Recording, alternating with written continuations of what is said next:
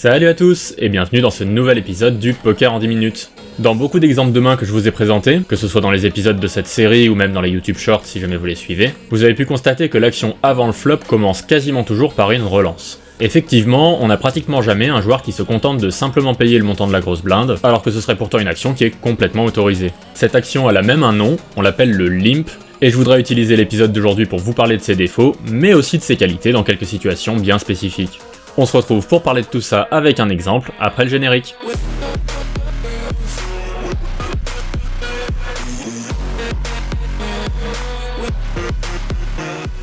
Avant de commencer, il faut savoir que le limp c'est une stratégie qui est extrêmement rare, et ce pour la principale raison qu'elle a beaucoup de défauts. Mais au lieu de simplement se dire que c'est pas bien et qu'il faut pas le faire, je voudrais utiliser cet épisode pour creuser un petit peu et comprendre pourquoi c'est souvent plus intéressant de relancer plutôt que de simplement limper. J'ai donc été chercher dans mes archives et j'ai trouvé cette main où notre adversaire au hijack va décider de limper. Déjà la première chose qui est intéressante à se dire, c'est qu'ici quand vous décidez de limper, vous vous transformez un petit peu en deuxième grosse blinde. En tout cas du point de vue des joueurs qui jouent après vous jusqu'au bouton. Ce que je veux dire par là, c'est que si BR Joker ou moi-même avons une main intéressante à relancer, nous allons systématiquement le faire et on va être d'autant plus incité à le faire que vous avez fait grossir le pot en rajoutant une grosse blinde à la taille totale du pot. Donc si un joueur décide de limper en espérant que tous les autres se contentent de payer ou de se coucher et de voir un flop en payant seulement une grosse blinde, eh ben malheureusement ça risque de ne pas arriver très souvent. Ce qui va se passer au contraire c'est quelque chose qui va ressembler exactement à ce qui s'est passé dans cette main,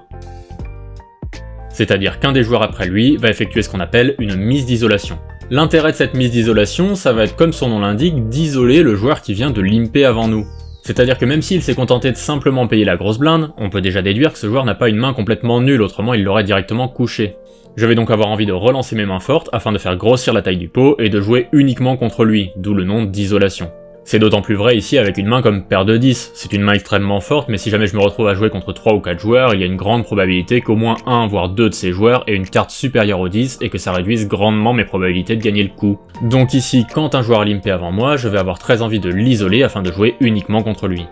Maintenant revenons à ce qui se passe pour le limper initial. Dans le cas assez probable où la petite blinde et la grosse blinde se couchent, ce qui est pas le cas ici mais je fais appel à votre imagination, eh bien le joueur qui avait limpé va avoir le choix entre se coucher, simplement payer ou sur-relancer. Commençons par le cas où il avait une main faible et où il va avoir envie de simplement se coucher. Eh bien comme je vous l'ai dit tout à l'heure, un joueur qui limp va souvent être considéré par les autres joueurs comme une deuxième grosse blinde. Ce qui veut dire qu'en réalité il va se faire relancer très souvent. Donc s'il a décidé de limper pour simplement se coucher face à une relance, eh bien ça veut dire que la plupart du temps il aura simplement gaspillé une blinde et qu'il l'aura donné à un autre joueur. Et c'est pour cette raison que la plupart du temps, les joueurs qui limp ne le font pas dans le but de se coucher après et ne le font pas avec des mains faibles, mais ils le font plutôt dans le but de payer une relance. Mais le fait de limper pour payer ensuite une relance, c'est pas parfait non plus, ça a aussi quelques défauts. Le premier défaut, c'est qu'en réalité mon adversaire n'a aucune information, une fois qu'il a limpé puis payé ma relance, sur la force de ma main à moi. Parce qu'effectivement, dans le cas précis de cet exemple, j'ai décidé de sur-relancer avec une paire de 10 en main. Je le ferai tout aussi bien avec des mains encore plus fortes que ça, comme paire de roi, paire d'as, as-roi, as-dame, etc.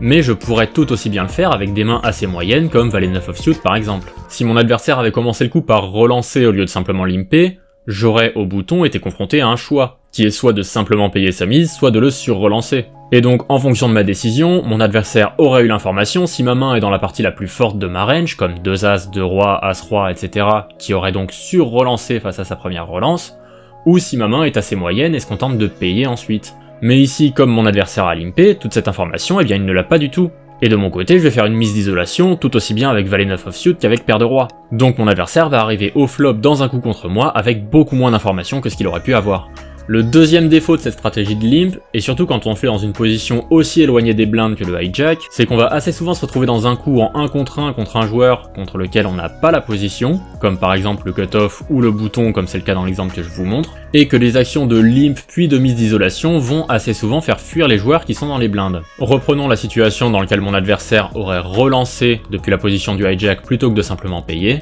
Ici, avec ma paire de 10 au bouton, je me serais contenté de payer sa mise, et le joueur qui se trouve en grosse blinde aurait donc eu une blinde et demie à rajouter dans un pot qui en aurait fait pratiquement 8. La conséquence de ça, c'est donc que le joueur qui se trouve en grosse blinde va avoir très envie de rejoindre le pot, même avec des mains qui sont assez moyennes, parce que les cotes sont excellentes pour lui, et donc il a besoin de remporter le coup très peu souvent pour que le fait de défendre sa grosse blinde ici soit quelque chose de profitable. Donc la conséquence de ça pour le joueur qui se trouve au hijack, c'est qu'il va être capable de jouer contre le joueur qui se trouve en grosse blinde et qu'il a très souvent une main qui est bien plus forte que la sienne. Alors qu'en faisant un limp, le joueur qui se trouve au hijack va générer des mises d'isolation de ma part. et comme cette mise d'isolation est d'un montant beaucoup plus élevé qu'une relance pré-flop traditionnelle, eh bien le joueur qui est en grosse blinde va souvent se coucher. Donc là aussi, à cause de son limp, le joueur qui se trouve au hijack va s'empêcher de prendre de la value sur des mains qui sont moins fortes dans la range de la grosse blinde. Donc si je résume tout ce qu'on s'est dit, on va de toute façon souvent se faire relancer, donc c'est pas trop la peine d'espérer voir le flop avec une main moyenne. On va perdre de l'information sur la force de la main du joueur qui va nous sur-relancer,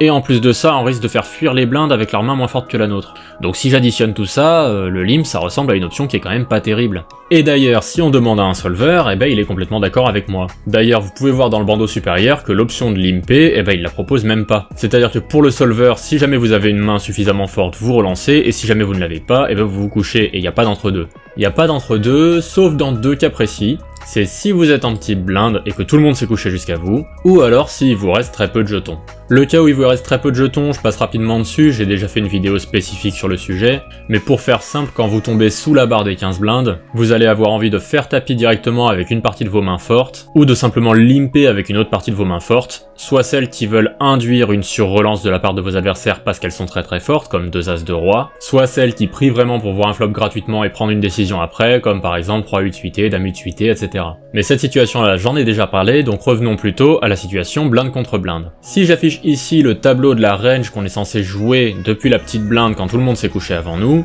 vous pouvez constater qu'il y a beaucoup de vert, le vert signifiant limp. Évidemment, on a toujours notre petit triangle bleu de main pourrie en bas à droite du tableau qu'on est censé coucher tout de suite, mais en dehors de ça, vous pouvez voir que pour toutes les mains, même les plus fortes comme 2 as de roi, le solver vous dit qu'il est tout à fait possible de limper et que c'est même aussi bien joué de limper que de relancer ces mains-là. Alors pourquoi ça marche en petite blinde et ça marche pas ailleurs? Eh ben le problème de la petite blinde par rapport à toutes les autres positions à la table, c'est qu'une fois que vous allez voir un flop, vous allez être hors de position pour jouer contre la grosse blinde. Je vous donne un exemple, si vous regardez la petite table en haut à droite, imaginons qu'on ait une relance du hijack et que tout le monde se couche jusqu'à la grosse blinde. Si la grosse blinde décide de défendre, alors le coup va se jouer post-flop et c'est la grosse blinde qui devra parler en premier. Le joueur qui est en position du hijack va donc avoir la position sur la grosse blinde, ce qui est beaucoup plus confortable pour jouer le coup. Et c'est tout aussi vrai pour le cutoff, pour le bouton, bref pour toutes les autres positions autour de la table, sauf une, c'est la petite blinde. Et jouer le coup hors de position, eh bien en fait c'est tellement inconfortable qu'une stratégie pour contrer ça, c'est de simplement payer la grosse blinde avec l'intégralité des mains en petite blinde, comme pour dire à la grosse blinde, ok, je me contente de payer, à toi de jouer, je ne te donne aucune info sur la force de ma main. Et une fois qu'on a fait ça, c'est le joueur en grosse blinde qui, selon sa décision de sur-relancer ou pas, va donner de l'information au joueur en petite blinde si sa main est forte ou pas. C'est donc une stratégie de jeu qui est complètement différente, le jeu blinde contre blinde c'est un jeu qui est très complexe et sur lequel je pourrais faire un épisode entier, mais en tout cas toujours est-il que limper depuis la petite blinde c'est une stratégie tout à fait viable et qui est même très recommandée, afin de donner le minimum d'informations à son adversaire et de moins subir le fait de ne pas être en position pour jouer post-flop. Voilà pour cet épisode sur le limp, j'espère qu'il vous aura plu. Il faut savoir que en dehors de la petite blinde et les situations short stack dont j'ai parlé en fin de vidéo, il existe de très bons joueurs de poker qui disposent de stratégies de limp et qui ont donc recours à cette technique-là dans des situations complètement lambda de tournoi. Je peux donc pas complètement dire que c'est une stratégie qui est mauvaise ou qui est perdante, on a de très bons joueurs qui ont décidé de l'utiliser et qui arrivent à s'en sortir très bien avec, mais si je peux globalement donner un conseil aux joueurs débutants qui me regardent, c'est que si vous ne savez pas pourquoi vous mettez en place cette stratégie-là, alors c'est qu'il ne vaut mieux pas l'utiliser du tout. Les quelques joueurs professionnels qui l'utilisent à haut niveau sont quand même assez rares, et c'est parce que de leur côté ils ont énormément travaillé les spots de limp, ils connaissent à peu près par cœur les différentes ranges que les joueurs doivent jouer dans telle ou telle situation, et ils voient sans doute un intérêt à mettre en place cette stratégie plutôt qu'une relance classique, mais en dehors de ce niveau de précision là, c'est quand même pas quelque chose que je recommanderais à un nouveau joueur. S'il y a quelques joueurs de tournoi live parmi les joueurs qui me regardent, vous aurez forcément déjà également rencontré un joueur qui décide de limper uniquement les as et les rois, parce que effectivement ça va induire une relance de la part d'un autre joueur, et qui va donc réussir à faire grossir le pot avec une main très forte. Alors oui, effectivement, des joueurs comme ça on en voit tous les 4 matins, mais en général le gros défaut de cette stratégie là, c'est qu'elle a beau fonctionner avec les as et les rois, elle ne fonctionne quasiment qu'avec ces mains-là. Donc on se retrouve avec des joueurs qui décident de limp avec uniquement les as ou les rois, et finalement, quand on les voit limp, on les voit arriver à 10 km. Donc dans ces situations-là non plus, le limp n'est pas un super move, même si effectivement, à l'occasion d'une main, de temps en temps, il peut vous rapporter beaucoup. Quoi qu'il en soit, mon but aujourd'hui était de vous parler de cette stratégie-là, de vous montrer que ça existe, mais aussi de mettre en lumière les différents défauts du limp et d'expliquer pourquoi la majorité des joueurs commencent toujours les pots par relancer pré-flop. Sur ce, on se dit à la semaine prochaine pour une nouvelle vidéo, salut à tous et merci de m'avoir regardé.